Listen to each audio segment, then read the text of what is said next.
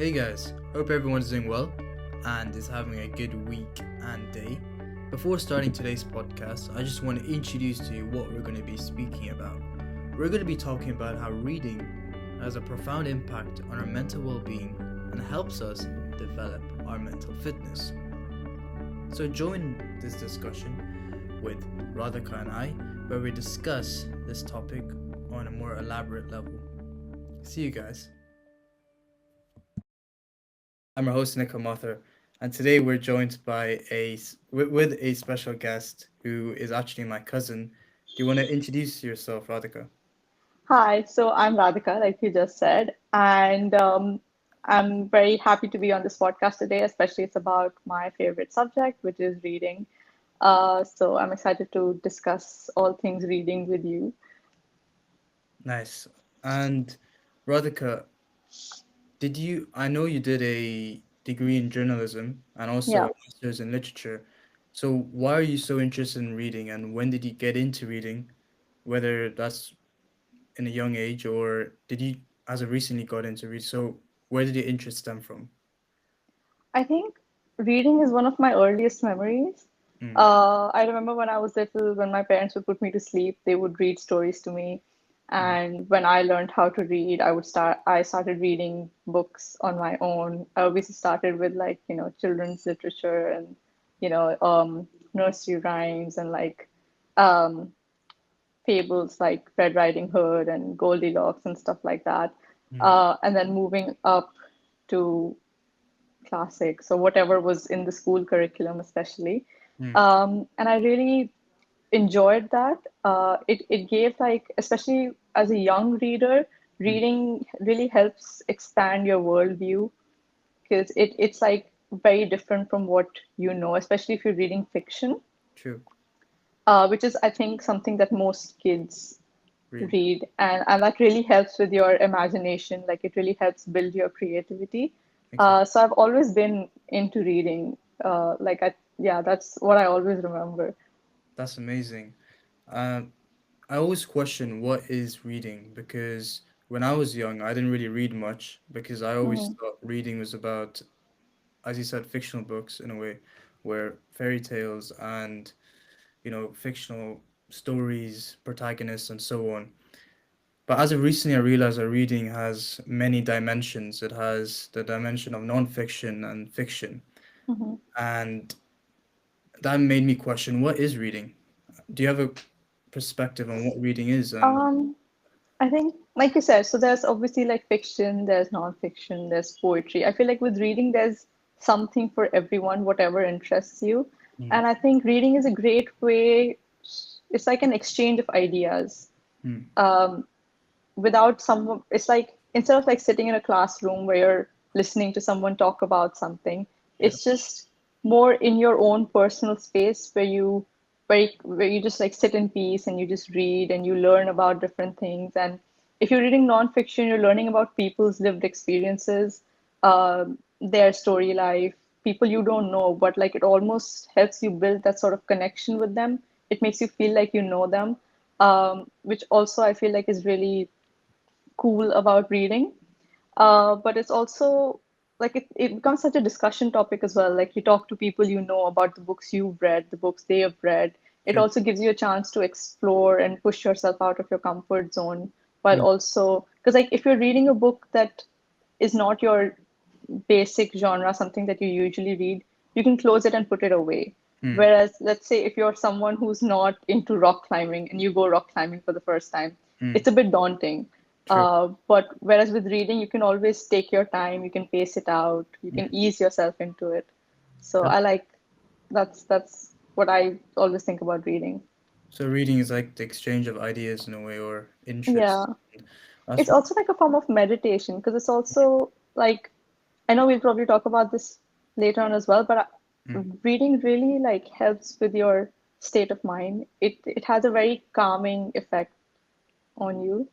yeah. Um, Unless you're reading like horror, then it's different. But otherwise, for the most part, it has a very calming effect on you. And it's like it's a way to constantly be learning about different things depending on what you read. True, true. So I'm not sure if you watched the my past episodes, but this whole podcast is about, as you said, mental health and mental Mm-hmm. fitness. And in today's podcast episode, we'll be connecting reading and mental health. Yeah. So connecting it back to what you said in Mm-hmm. regards to how this helps you mentally and in the mindfulness sphere. What do you mean by that? And did it have any impacts on you when you were studying journalism for your Mm-hmm. bachelor's or literature for your master's or reading in your free time? Did it have any profound impacts on your mental well-being? Yeah. So I would say like in my journalism course, when I was doing my bachelor's in journalism, I had a lot more time to do like recreational reading because my reading list for university was very different. It was more like journalism theory and stuff like that. So reading stuff that I want, like fiction or non-fiction that I was interested in, was a good way to sort of take a break from all of that. So it helped me de-stress. Mm, Like if I was reading stuff for university for my classes and it was becoming a bit too heavy or overwhelming with the theory, I would switch to something recreational and that would help me de-stress and calm down. Whereas when I was doing my master's in literature, because a lot of the reading was for some people recreational. It mm, helped me, like I said earlier, it helped me really explore different genres, books that I'd maybe heard about but not read. mm, Um, so I would say that I had slightly lesser time to read the kind of books that I would usually read during my master's, mm, but I wouldn't say that was necessarily a bad thing because it gave me a safer environment and a very different environment to explore other interests and other genres. mm, But in terms of reading in general, I find like it's a good way to find, like if you find like your mind is wandering and you're really stressed about lots of different things happening in life, which I think happens to all of us at some point or the other. It's a good way to find a singular focus. Like if you sit in a room by yourself and you pick up a book, mm. it really like zeroes in on that True. particular book or what you're reading instead of like having your mind wander and stress about all the different things that you need to do or you should be doing. Mm, It also, I feel like reading creates a lot of emotional intelligence as well, mm, especially if you read things like nonfiction. It helps create that empathy towards people and their struggles and their stories. And I feel like because us human beings are social beings, it makes it um, helpful in how we deal with people on a day-to-day basis. For me personally, like sometimes when my mind's wandering and I have a lot on my mind and I struggle to sleep, I always pick up a book. Like reading is part of like my nightly ritual. And like a lot of people would say that kind of means like a book is boring, but mm, it's the other way around. I feel like books have that calming effect mm. that kind of puts you to sleep very easily. Although I have fallen asleep while reading a really boring book sometimes, but that's more like in the middle of the day Yeah. than at night. Um, so that's sort of my connection with like reading and its effect on like mental health and like de-stressing. That's interesting because that's a very similar thing to what I do as well. After work, after my 9 to 5, Yeah. after the gym, for example, before bed, maybe 45 Hmm. minutes, I make sure to pick up a book. And Yeah. as you said, that helps you sort of de-stress and decompress Hmm. because after all those, commitments and all those stressful events you've gone through, maybe throughout the week or day, it helps you Hmm. really take your mind off work and in a way put you in another dimension. Do you feel that when you read, does it put you in another dimension, especially with fictional books? Because in a way, that's all different storylines and so on. Yeah. Does that help you put you in another dimension? Yeah, I would say fiction especially is a great way, like it's like a way of escapism. Mm, If your general world, your life is like really overwhelming, reading something that's fiction, especially if it's like fantasy fiction, yeah. uh, which involves like a separate world, a world that you don't know, just completely made up, Mm, is a great way to sort of escape for that hour or like half an hour or even 15 minutes that you're reading that book.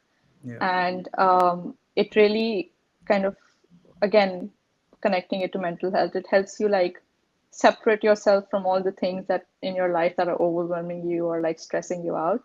But Mm. that's one of the things that I love most about fiction. It like helps you escape into a different world. Um, but the other good thing about that, it also like really fuels your creativity. Sometimes like you can come away from reading that with a creative solution to a problem that you're having, or different sort of outlooks on your own world and your own life. True. So a lot of it's not entirely just escaping into a made up world and not and like forgetting your reality. It's more also about what you take away from it, Mm. which is mostly very subconscious. Like you won't realize what you're learning or what you're taking away from what you're reading unless you sit down and really retrospect on it. True. And when you talk about creativity, do you ever have an instance where a book has created a creative solution or has made you creative in a particular way? Because I'm not sure if whether in your courses, whether in journalism or in your masters, Mhm. you had to implement a level of creativity in your work, and whether any books have helped you in developing those creative products.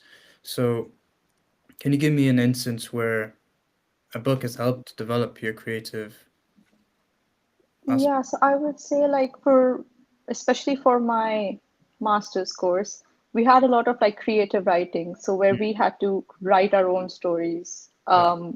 whether it was like a script for a movie or like a fiction story or a non-fiction story.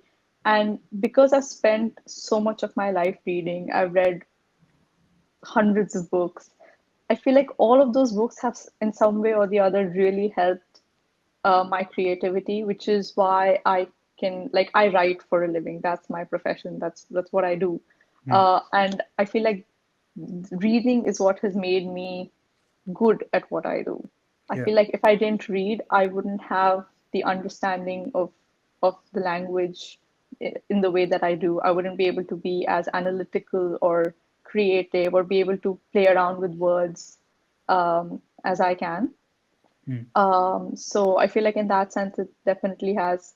It's also like if I read nonfiction, if I have read about someone else's struggle, which is similar to mine, or I might have read it like years ago, but I'm in a Mm. similar situation a few years later, I can find myself looking back at it and then thinking what they did or trying to implement that into my own life as well. So Mm. it's like a way of learning. And I feel like the lessons that you learn from reading really stay with you. Again, it's not so with every single book. There'll be some books that have a more profound impact on you than others. Mm. But those lessons that you take away stay with you. Like you won't even realize it, but they will. It's only when you are in a situation where you need it, it'll just come back to you. So, just to summarize what you're saying, all the books you've read in the past have sort of compounded and helped you Yeah. develop your creative mindset. I find that very interesting, and I think it's really important for our listeners to know that because I think reading has its people think that reading has an immediate impact in your life. I think, I mean, as you explained, it has that compounding impact that everything Yeah. you read, whether that's last year or daily, will help you develop your skill in the short and long run. And I think that's really interesting thing you said. And moving on to another aspect here, because we mentioned nonfiction a couple of times, and I'm very interested in non-fictional books, and I want to become more interested in fictional books, but we're gonna talk about that a bit later. But when I think about non-fiction books, I sort of put them into three different categories in a way. I mean, Hmm. category one being biographies, which talk about famous people, and then Hmm. category two, which is maybe self-development books or educational books, and then Hmm. category three, manual books like cooking books or so on. Hmm. Do you also do you put books into categories, or do you have any other categories non-fiction books can sort of fall into, and ones we can Hmm. sort of our viewers can sort of pick out and dive deeper into? I think the categories that you mentioned really encapsulate the nonfiction genre pretty well. I think when I think of nonfiction, those are the three that come to my mind as well. There's like skill development, whether it's whatever your skill set is, and biographies, autobiographies, and self-development. Especially like I feel like nowadays, like I feel like maybe in the last 10 years or so, there's been this influx of self-development books, which I think is really helpful. Mm, I have some friends who are, in the mental health profession, they're therapists, and they often recommend books to me that they've read or they use in their profession a lot, and they will ask me to check it out. I think one that I read was it's called "Why Has No One Told Me This Before," mm, and the title itself is like the reading the book really makes you feel that way because it um, it's almost like a how-to guide on dealing with certain complex emotions that we feel on a day-to-day basis, like anxiety or feeling isolated or lonely. And I feel like having books like that around or reading books like that every now and then is really important because there's so many struggles that we have on a daily basis in our modern lives. And sometimes we might struggle to talk to other people about it, people around us, but if we have a book like that at hand, it gives a very different sort of safe space to find a solution to those problems. But also when it comes to like autobiographies and biographies, I feel like those nonfiction books are a great source of like inspiration. And they also provide like real world examples and proof of people who have, tackled various obstacles and paved their own path to achieve their own personal and professional goals. I remember like the first um, biography that I read. This was like back when I was, I think, in eighth grade in school. It was The Story of My Life, which is Helen Keller's biography. And it was really inspiring because despite her anatomical impairments, because she was deaf and blind, she became like a world-renowned author. She was a political activist for women's rights and people with disabilities, and she was also a lecturer. And it's basically a story of courage and perseverance, which is something that you can take back with you and you can apply in your own personal life. To be courageous with your ambitions, to just keep at it and keep working hard towards your goals. And sometimes you need those reminders, and stories like that are a great way to do that. Like sometimes we might have people in our lives, our support systems, constantly telling us that no, you can do it, and just keep at it. But sometimes you need like proof that really keeping at it gets you somewhere. And true. books like that are the proof. And so, just summarizing, and I get it straight, you read this book and it really helped you Yeah. understand the process to achieving goals and created a proof of plan to how you could do that. Mhm. Did you, what core insights did you get from that book? Anything interesting? Um, I would say like I think one of the things that I really took away was if someone with, the sort of impairments that she had, which would generally be a limiting factor, could go on to achieve such greatness, uh, there really is no excuse where for people who are, able-bodied, so to speak, um, or who don't have those impairments to not be able to achieve the things they want to achieve. Like, I feel like if you're not able to achieve what you want to achieve, there is something wrong. There is something you're not doing. True. I mean, I'm sure luck and certain factors that are not in your control also play a role, but there is always something that you can do. And I feel like as long as you know you're doing everything in your power to achieve your goals, then you can kind of, sit back and relax. But um, this story was really like just proof that if you keep at it, no matter what forces are against you, something will eventually work out. You just have to keep working hard. And that's one of the lessons. And I was very like I was in eighth grade when I read that, but I feel like that has really stayed with me even now, even years and years later. And there are so many other stories out there like that. Not just Helen Keller, but like um, people who are at the top of their profession, writing about their struggles, how when they started out. They're all really inspiring, especially for people like us who are in the early stages of our career in university, just trying to start getting into the corporate life. True. That's interesting. That's interesting. I like how you see how these biographies have such a profound impact on our lives. Yeah. Yeah, I've read. I'm not sure if you know Cristiano Ronaldo. Yeah, yeah, of Read course I do. I read a biography on him. Hmm. I think it was really good and Yeah, very similar benefits you mentioned as well, and how he overcame his obstacles and how he achieved his goals, and how it can sort of, yeah, how we can also take aspects from his life and implement it into ours.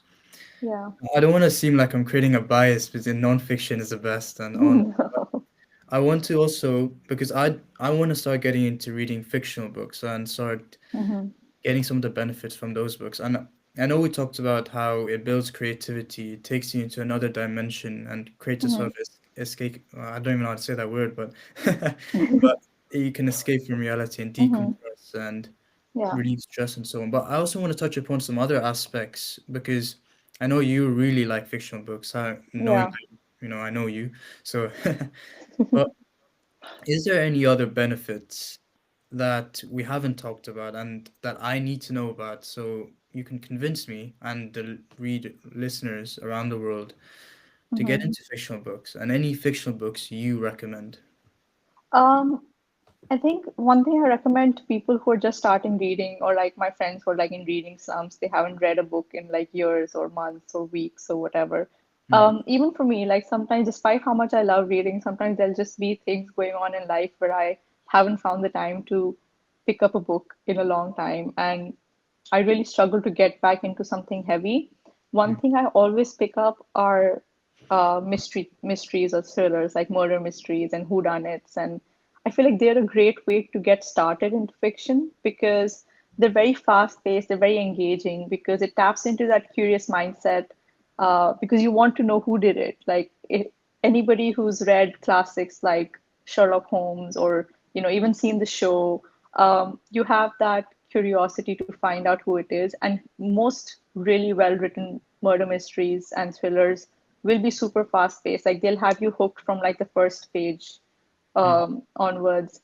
And something that I've realized with reading murder mysteries and thrillers like that is that it really helps sharpen your observation skills and your attention to detail. Hmm. Because when you're reading, you're trying to figure out who did it, you're trying to pick up on the clues that the book is giving you. Sure. And especially if you're reading, you have to imagine it, you have to map it out, you have to you have to see what the author is trying to show you. It's different from when you're watching a movie because the visuals are fed to you. Hmm. But in this case, you have to visualize everything yourself. You have to put yourself at the scene of the crime, Yeah. put yourself in the detective's shoes, pick up on all the clues, really see the scene of the crime yourself. Yeah. And I feel like doing that really helps with sharpening your observation skills and your attention to detail.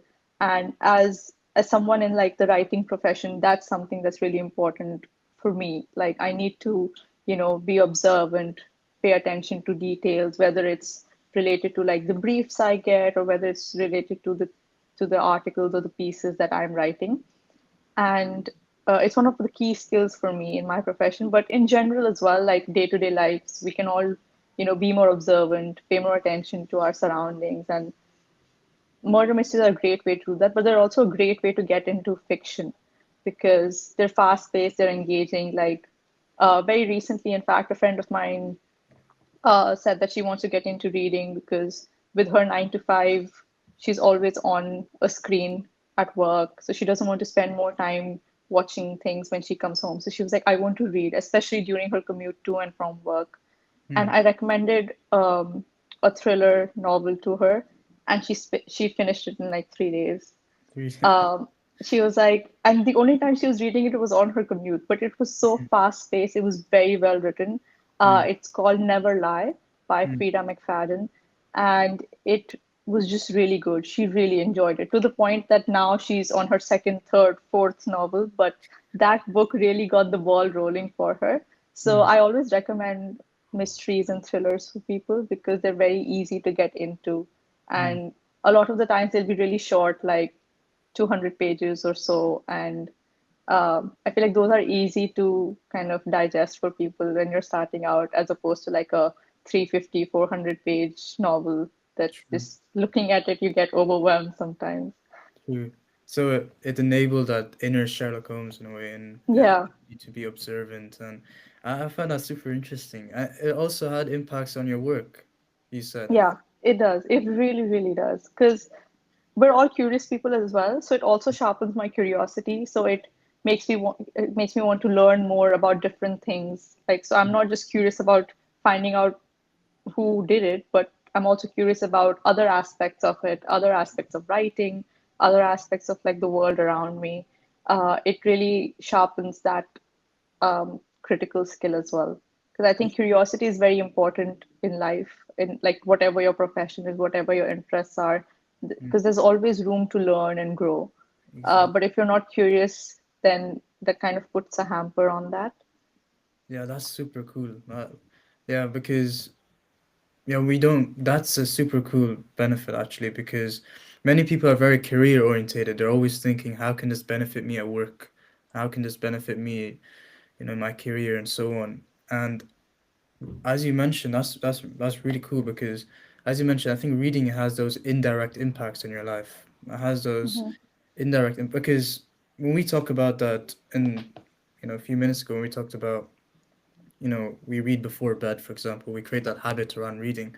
Hmm. That has an indirect impact on our career in a way because when we read before bed, that reduces our blue light. You know how when we look at a screen Hmm. and how Yeah. blue light, according to research, that impacts our sleep quality and so on. Hmm. So reading maybe 45 minutes before bed benefits our sleep and has cascading impacts on our career, leading to Hmm. better productivity and so on. So Yeah. it's mad how reading has the ability to have these impacts on our work and indirectly on numerous other aspects of life. Hmm. Do you know any other impacts? Because that's a pretty interesting. Um, I think I would also say that when it comes to fiction, Mm, there is a lot of research involved. Like every fiction novel out there, while it might be set in a different world, there are a lot of real world aspects in it. And those are very well researched. Like any good author will spend lots and lots of time researching, whether the fiction book is surrounding around art or there was one I read which was about chemistry. It's called Lessons in Chemistry. And I mean, I'm not from a scientific background, so my chemistry knowledge is fairly limited. But mm, I feel like someone who actually has uh, more insight and more knowledge of chemistry would really enjoy that book. mm, And so while it discusses chemistry, it also talks about, because it's set in the 50s, it talks about women's struggles in the scientific field back then because women were not taken seriously or given as much opportunity as men, um, when it comes to working in labs or doing PhD studies. They were underfunded in comparison to men's studies and things. mm, And so it's about this woman who takes her scientific knowledge and uses that to work in a cooking show because that's something that she got. So and if you think about it, cooking actually is chemistry. mm. If you talk to anybody who is into chemistry, they will be able to tell you this that cooking is basically chemistry because it's about, different elements and like even, water boiling. Sure. It's all chemistry basically. So Yeah. we're all doing lab experiments in our kitchens pretty much on a daily basis. True. But it gives you a very different outlook on it. And the way she tackles it, she uses all her chemistry knowledge to teach people how to cook really amazing dishes. And you wouldn't think to connect those two worlds together Mm, because in a lot of ways, in a lot of places, in a lot of cultures, those are very separate. true. There is no room to mix those two worlds, but actually they're very interconnected. Mm, Um, so I feel like if you want to improve your cooking skills, you can read that book and you can learn some cool recipes. But at the same time, if you want to learn more about chemistry or, just have fun reading about something that you're knowledgeable about, mm, that would also be a really great book because you can read it. And if you have chemistry, like if you're knowledgeable about chemistry, you'll be like, oh, hey, I know that. true. Because there's like chemical compounds in the middle of it, which I had no clue about. But I asked friends of mine who are good at chemistry to explain it to me. And I Yeah, think it's also a good conversation topic. true.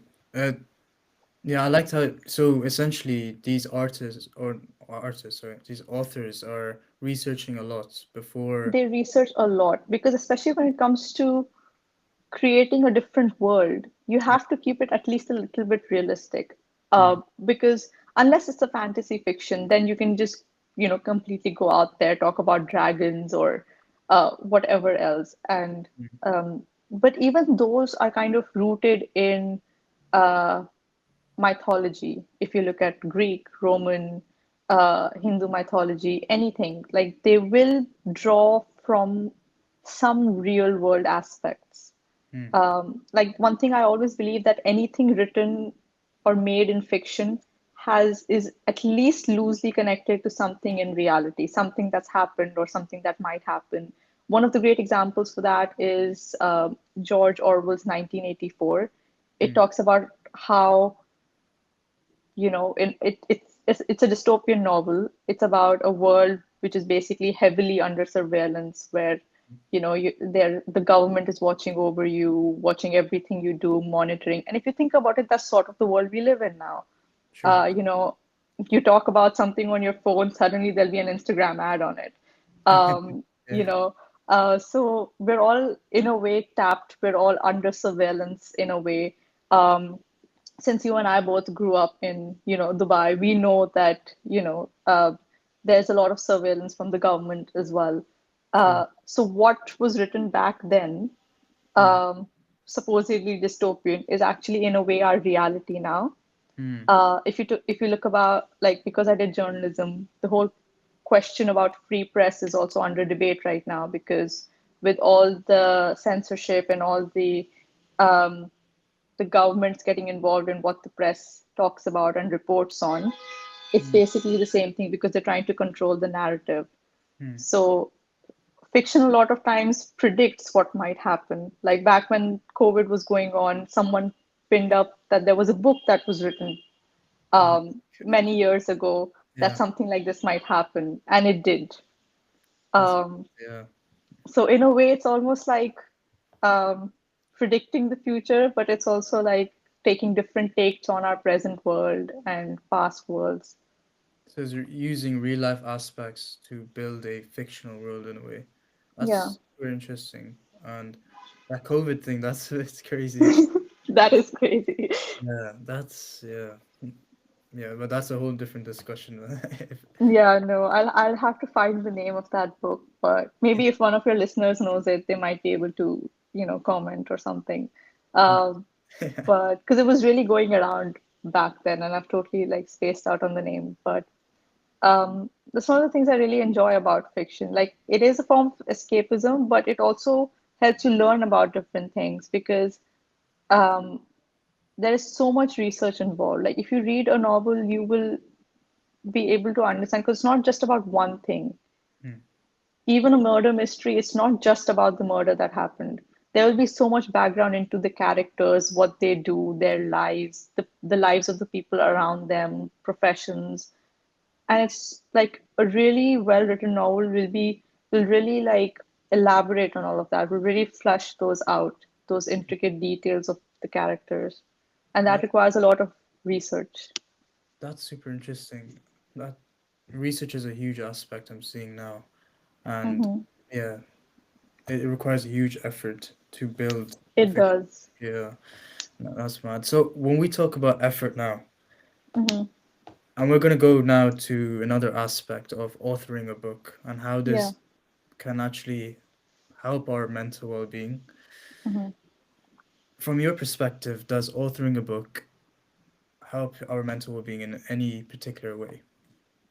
I think it really does. So when I was doing my master's course, we were learning about different forms of writing as well, different genres. And there is a genre called life writing, Mm, which like biographies and biographies kind of fall under that category, which is basically you writing about your life and your lived experiences.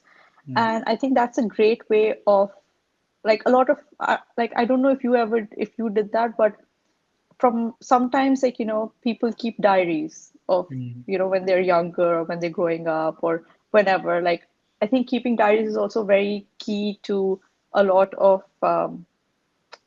mental health programs. Like a lot of my friends who are therapists recommend that um, their clients keep diaries, and that's a great way of like self-expression and emotional processing. And if you have those diaries for like years and years and years, you can actually just look back at that and use that to write your autobiography, or give it to someone to write your biography, because that's your story. True. And Yeah. if you're someone who keeps a diary, you've basically been doing that. You've basically been authoring your autobiography in a way. Mm. Um, sure, you've not always used most polished language, True. but in a way, you have been penning down your thoughts, your feelings, your emotions, and I feel like in a way that's a form of therapy itself, because it fuels a lot of like understanding. It helps you sort of take like kind of dissociate yourself from your experience, from what's happening around you, and make sense of your experiences. Mm. But on the other side of it, no matter what genre of book you're trying to sit down and write, like I said, because there's a lot of research involved as well, it requires a lot of discipline Mm. and structure. um, Authors, like I've been to like a few book launches and met a few authors, and one thing they always talk about is how long it took them to write the book, Mm. how many times they had writer's block, Mm. how they got over it. It's it's a it's a struggle of perseverance. If Mm. you Because you can sit down and write and you can just give up because it doesn't come to you in the first go. Mm. But so every time I read a book that I enjoy, I always take a moment to appreciate and reflect on the time invested by the author and the sheer will and dedication that they have to their craft, and that voice in their head that tells them to put that story to paper and share it with the world. And I think that's also a really beautiful gift that the authors give us readers, and I'm always really grateful for that, because um, if it wasn't for their perseverance, we wouldn't have the stories that we grew up reading, whether it's fiction, nonfiction, whatever it is. We've all found some sort of comfort and support in the books that we've read. Mm. And if it wasn't for the authors dedicating that time and effort into it, we wouldn't have that.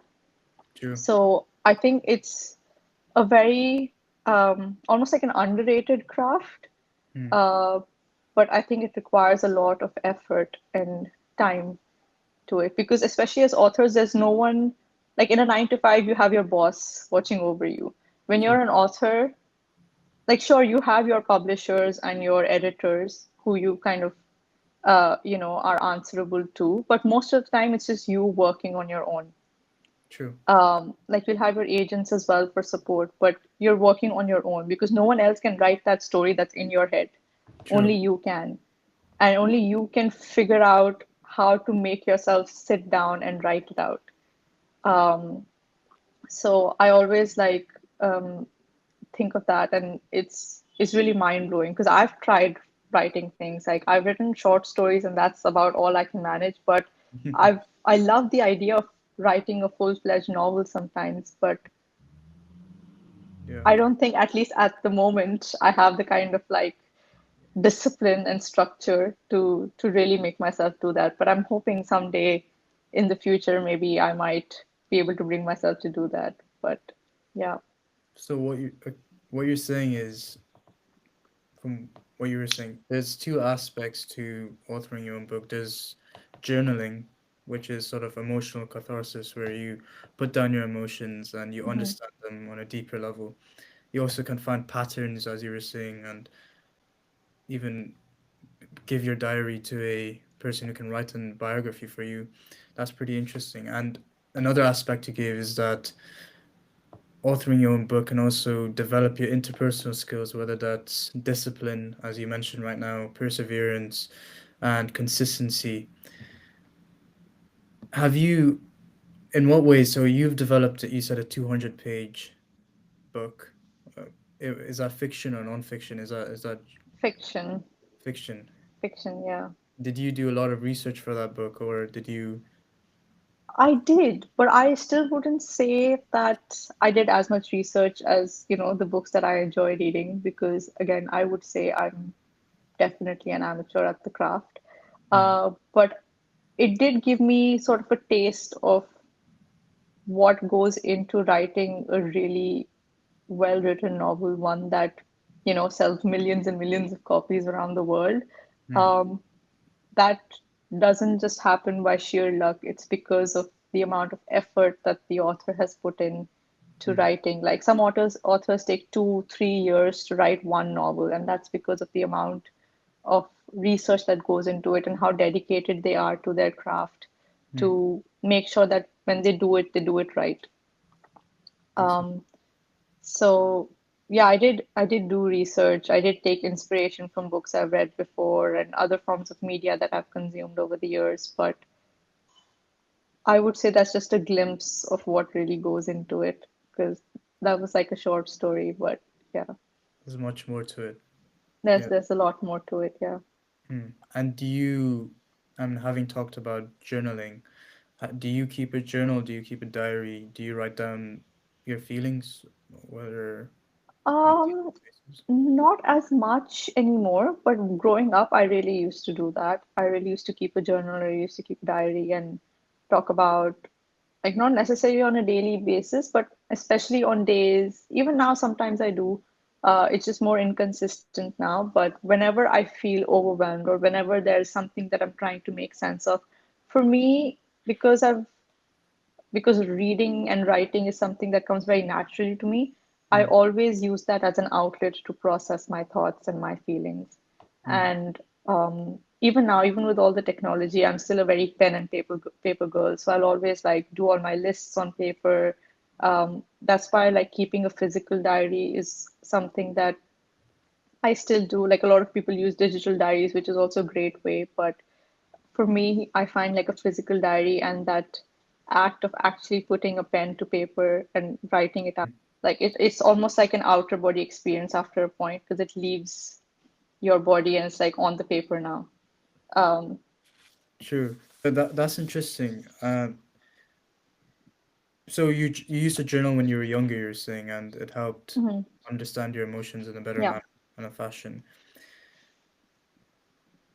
So did you ever do this? I mean, as I'm currently in university and you're currently entering your career or you're in your career as of currently, we experience high levels of stress, anxiety Hmm. about the future, anxiety whether, we'll get the job we want to get the salary we want to get the relationship and girlfriend or boyfriend we want to get.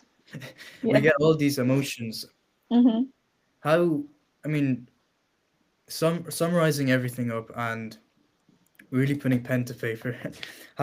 What is the power of books in this case? I mean, could you give me one core example of how it could be a particular book, could be a particular action you've done in the past few days? How did this help you manage all the chaos in your own world and manage the emotions you've been feeling, whether negative, positive, and so on? What is one core action Um, or book you've? I think one of the things that really helps you with that, like let's say for example, if you're struggling with um, relationships, for example. Hmm. Reading young adult novels is the best way to find relatability when it comes to that, Yeah. because a lot of them, especially if they're in the general fiction to romance genre, they will always be about the struggle of finding a partner. Hmm. And just reading about the character and their struggle and their feelings of will I find someone for me or is there someone out there for me Hmm. will automatically make you feel understood. Hmm.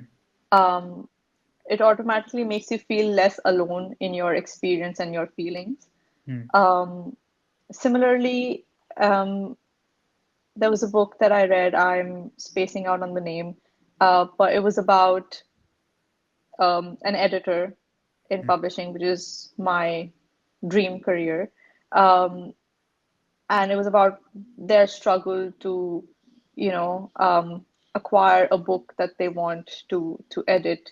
So meeting with the writer and trying to convince the writer to give them the story, to trust them with their story so that they can edit it, polish it, really refine it so that it's like in the perfect shape to, be circulated to the readers. And there's just so many books out there in both fiction and nonfiction genres that anybody, no matter what their emotional struggle, can pick up and can find some sort of solace, some sort of comfort in. Hmm. Um, and that's one of the things that I really like about books. In a way, they're like silent friends, Silent especially friends. because, yeah, silent partners, silent friends, because they have it's a very selfless relationship when it comes with books because they don't expect anything from you, True. but they give you so much. Kind of like a And dog. yeah, kind Yeah. of like a dog, exactly. Like, Hmm. like the dog, all they want is like, just for you to spend some time with them, for you to be affectionate with them. And True. I think that's very similar with books as well, because you appreciate them, you take good care of your books. Hmm. Um, but there is a whole world of learning. There's a whole world of support out there for you in whatever book you pick up. Hmm. And there's just so much reading material out there. And there's like, more coming every single day, um, that we can all find something that works for us, no matter what your preferred genre is. That's amazing. That's a great answer. And now I'm gonna go to some quick fire questions, which Okay, some of my viewers wanted you to answer, and I've asked okay, around. I'm gonna put you on the spotlight here. One sec. I don't know if this works. My first time using the software, but okay. okay. Let's see. So okay, these are just three questions, which Okay. you don't need to answer in elaborate form. You can just answer. Mhm. Okay, what books can someone new to fiction start with? Give me one. Um, okay, so I would really recommend Never Lie by Frida McFadden Hmm. because I've seen the result for it. I recommended it to a friend. She loved it. She like literally inhaled it in 3 days. Hmm. So I would highly recommend that. Yeah. I would also recommend One of Us is Lying. It's a series. It's mystery thriller set in a high school. So if you're a young adult, you're in high school, you want something interesting, something relatable, you can read that. It has a lot of sort of the struggles that, you as a young adult might be going through. So you'll find a lot of relatability in it, but you'll also be engaged in the mystery of it all. Hmm. Okay, great answer. How can we be consistent and enjoy reading? I think if you're just starting out, it can feel a little overwhelming, or if you're like, let's say if you're in school or you're in university and there's a lot of reading required from you but you're not used to it, I would suggest dedicating uh, time to it. So if you're planning out your routine, time block a certain amount of time. Start small. You can do 15 minutes, you can increase it to 30, 45, an hour, whatever you feel comfortable with, and just be consistent with it. So let's say you do 15 minutes of reading every single day, and that will help build your habit. It takes about, I think, 2 to 3 weeks for a habit to set in. So if Hmm. you do that consistently for 2 to 3 weeks every single day, for whether it's 15 minutes, 30 minutes, whatever you choose, it will automatically become second nature after a while. And then by then you would have also found what you enjoy, what you look forward to reading, and it'll become something that you look forward to doing as well. So it'll become like a recreational activity as if you've been reading forever. That's nice. So create time blocks and set Yeah. aside time for you to read. Yeah. And I think I would also suggest that there's so many different formats for reading.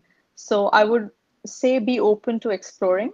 Hmm. Um, Look at print, so physical books, or look at digital like Kindles and e-readers, or look at audiobooks. A lot of people prefer listening to audiobooks because that way you can listen while you do other things. You can listen to an audiobook while you cook your dinner.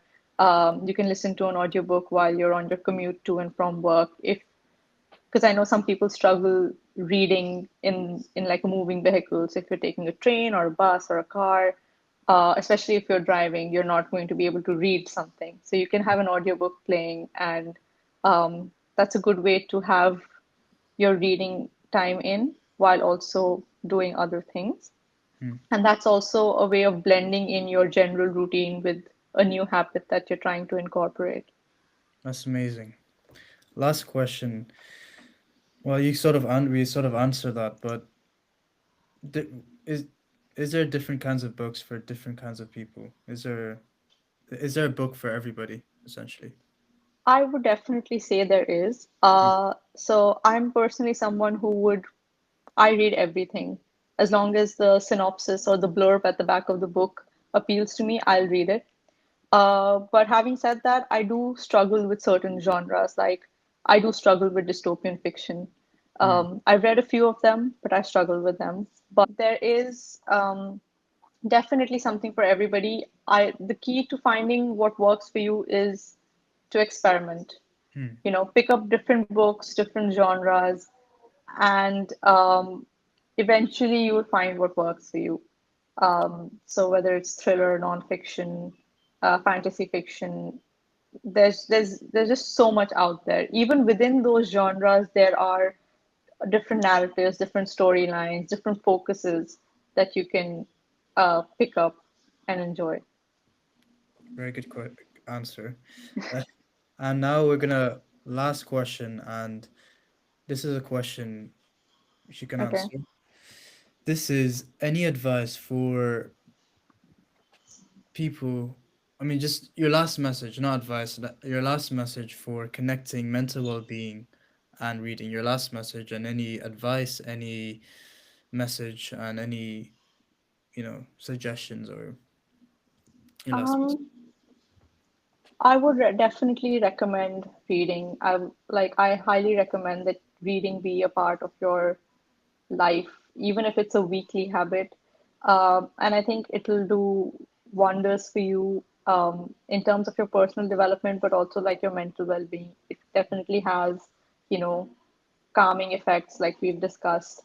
But it also helps expand your worldview, learn about different people, different perspectives, and without having to sort of engage in um, dramatic conversation or debates with people. You can just be at peace in your own personal space and learn about different things.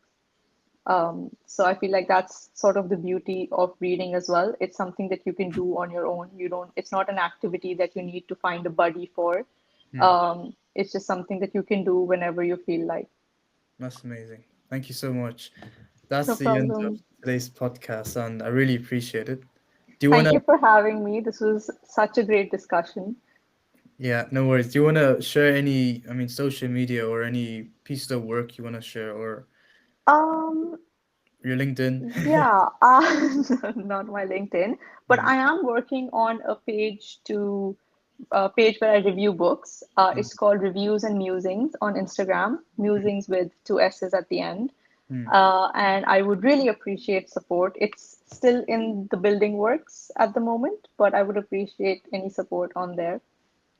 Okay, And yeah, that's brilliant. happy reading. What was the Instagram handle again? Reviews and Musings. Okay, reviews and musings. Yeah, there's two S's in the end of Musings, though. All right, guys, please check her out. She's a great person, and she's Thank you. very knowledgeable. And yeah, I mean, I'm really happy for you to join this podcast and share your knowledge. And it's I'm very honored that you wanted to have me on your podcast, and I hope that you continue with this because this is a really great series that you have, and we're all very proud of you at home. amazing. So Thank you. keep doing it. All right, guys. I'll see you next week, Bye. and bye bye. Bye.